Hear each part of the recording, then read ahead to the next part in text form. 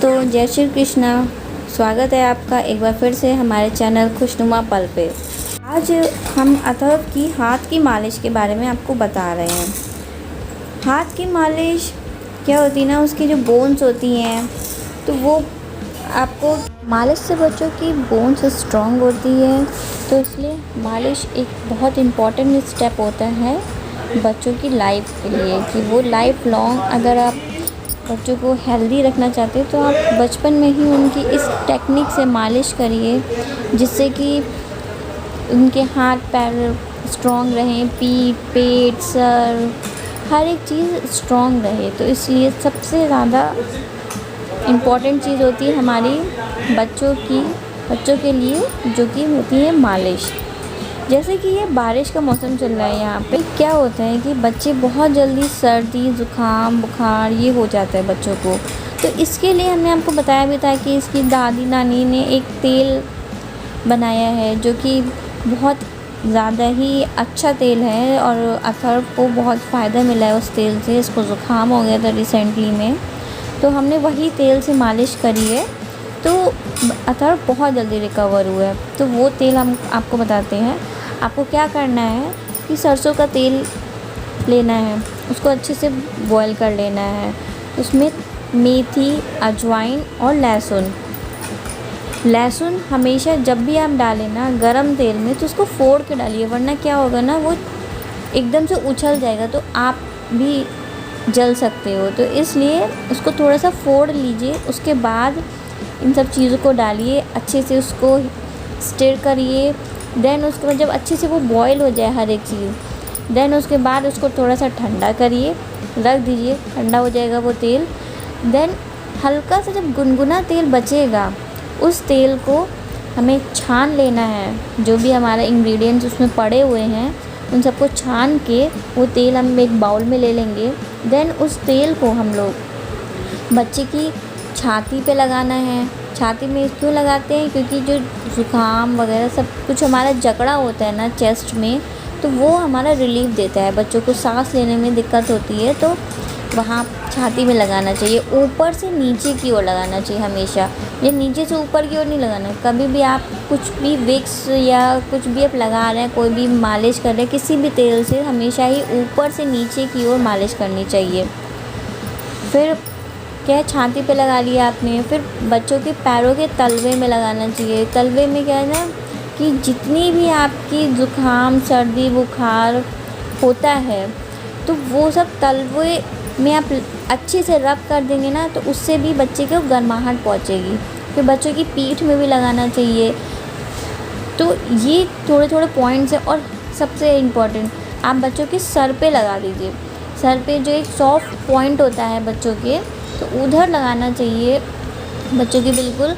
तो क्या होगा कि वहाँ से भी सर्दी जाती है। आप नहीं ध्यान देते कि पंखा चल रहा है, अब बच्चों का टेम्परेचर क्या है वो आपको नहीं पता चलेगा, कब उनको सर्दी लग रही है कब उनको नहीं लग रही है। जो क्लाइमेट चेंज होता है ना, तो ये बच्चे इतनी जल्दी अडाप्ट नहीं कर पाते हर एक चीज़, कि कभी गर्म पड़ रही है कभी ठंडा पड़ रहा है, रात में यहाँ पे ठंडक हो जाती है, पूरे दिन भर यहाँ पे रिमझिम बारिश हो रही है, और फिर कभी कभी इतनी तेज़ धूप निकल आएगी कि बिल्कुल पसीने पसीने में हो जाए कि एसी हमें चलाना पड़ता है।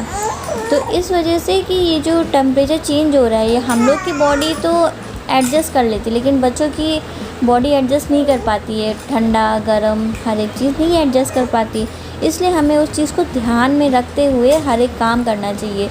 तो ये जो ऑयल है ये आप लोग भी ट्राई करिए। जैसे आपके बेबी को भी सर्दी अगर लग रही है, उसके ज़ुकाम बहुत दिन तक ही बैठा हुआ है, वो सब कुछ क्योर कर देगा। और एक और चीज़ जो कि हमने अभी ट्राई नहीं की है, लेकिन ऐसा बोला जाता है कि बच्चा जब ऐसे 2-3 साल का हो जाए तो उसको मेथी अच्छे से आप बॉयल कर लो एक कंटेनर में, उसके बाद उसको बॉयल करके फिर वो ठंडा कर लीजिए। वो भी थोड़ी सी गुनगुनी रखिए, गुनगुना जो पानी होगा वो 2-3 साल के बच्चे को आप पिला दीजिए, तो बच्चे की कोई भी बीमारी, जैसे सर्दी से रिलेटेड कोई भी बीमारी उसको होगी ही नहीं। तो आप ये ज़रूर ट्राई करिएगा। ये ऑयल बड़े लोग भी ट्राई कर सकते हैं, ये देसी नुस्खा है, कोई नुकसान नहीं करेगा ना। जैसे कि आप वीडियोस में ये देख रहे हैं, हम इसकी चेस्ट पे मालिश कर रहे हैं। तो चेस्ट को राउंड तरीके से हम मालिश कर रहे हैं, जिससे कि क्या है ना, जो लड़के होते हैं तो बोलते हैं ना छाती चौड़ी होनी चाहिए, तो उस वजह से इसकी छाती चौड़ी होती है, तो इसको भी अच्छा लगता है। और बाकी देखिए ऊपर से नीचे की ओर हम मालिश कर रहे हैं, इसी तरीके से आपको मालिश करनी है। ऊपर से नीचे की ओर करेंगे, जिससे कि बच्चे बहुत रिलैक्स होते हैं, उससे उनकी जो गैस भी फंसी होती ना वो सब निकल जाती है। गैस की भी हमने एक्सरसाइजेस होती हैं जो कि हमने आपको बता रखी है, और वो लोग बहुत इन्जॉय करते हैं इस मालिश को। आप अच्छे तरीके से उसको डेली बेसिस पे करेंगे ना, तो बच्चे कभी नहीं रोते नहीं हैं मालिश के टाइम। ऐसे बच्चे होते हैं ना, कभी कभी आप कर रहे हैं मालिश तो वो रोने लगते हैं कि ये मत, ऐसा लगता है कि ये मत टच करो, वो मत टच करो। इसलिए रोज़ बच्चों को मालिश करनी चाहिए, एक्सरसाइज करनी चाहिए, रोज़ नहलाना चाहिए।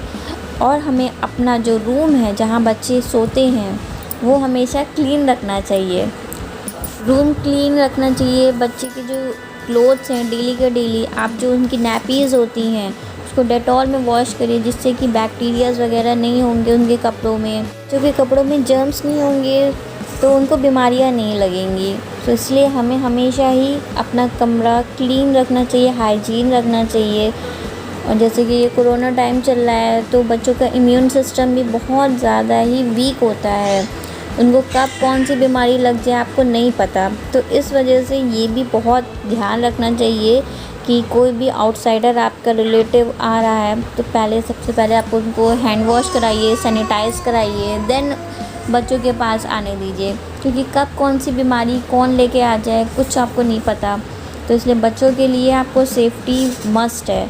आप सारा काम एक साइड में रख के देन बच्चों की सेफ्टी आप करें ना, तो भी होता है कभी कभी कि बच्चे बीमार पड़ ही जाते हैं। तो इसलिए कुछ भी नहीं कह सकते, अपनी तरफ से 100% दीजिए कि बच्चा हमारा, हम उसको 100% दे रहे हैं कि सेफ्टी उसकी, तेल लगा रहे हैं, मालिश कर रहे हैं, रोज़ नहला रहे हैं, जिससे कि उसको बैक्टीरिया फ्री रहे। उसकी एक्सरसाइज करा रहे हैं जिससे उसकी बॉडी वगैरह भी सही रहे। एक्सरसाइज कराने से बच्चों के जो आलस होता है ना वो भी दूर भागता है।